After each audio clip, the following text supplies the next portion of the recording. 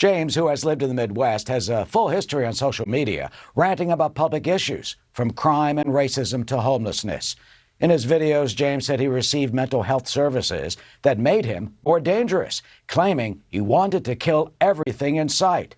And it turns out he is a repeat offender with 9 prior arrests, from sex acts to trespassing. Authorities say James set off 2 smoke bombs in that subway car, then fired off 33 shots from a Glock 9mm handgun that he bought in a Columbus, Ohio pawn shop in 2011.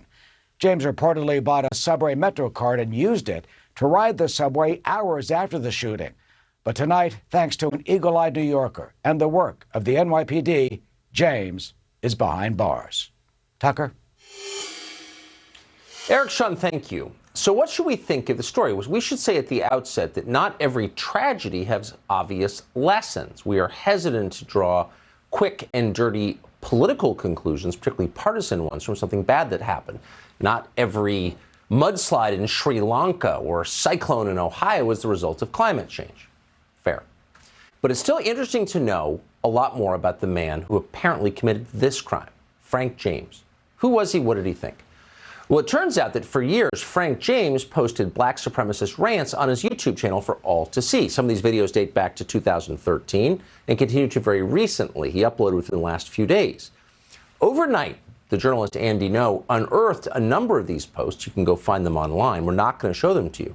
But we want to read you some excerpts so you have some idea of what this man was thinking.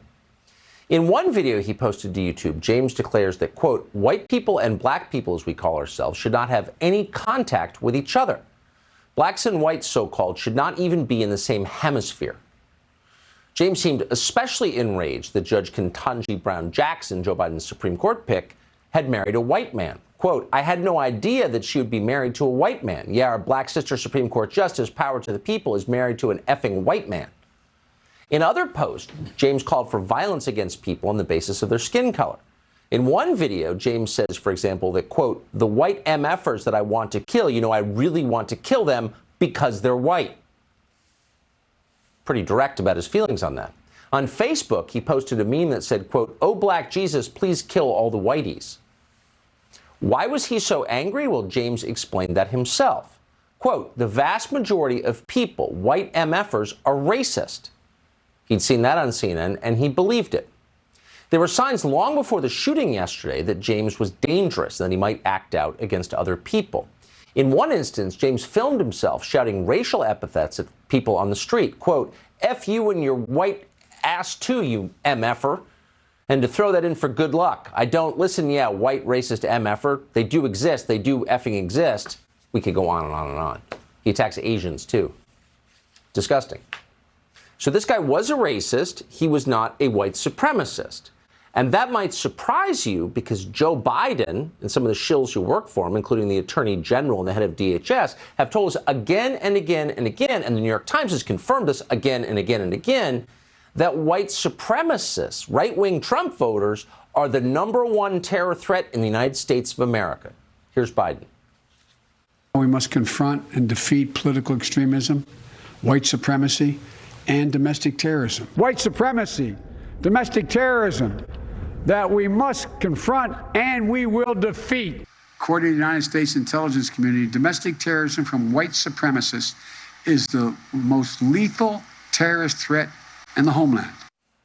What a liar he is. Yeah, there are racists of all colors in this country, but white supremacy is not the main threat we face. Racial animus of all kinds is not the main threat we face. And in fact, since Joe Biden took office, there has not been a single deadly attack by a white supremacist or a QAnon shaman.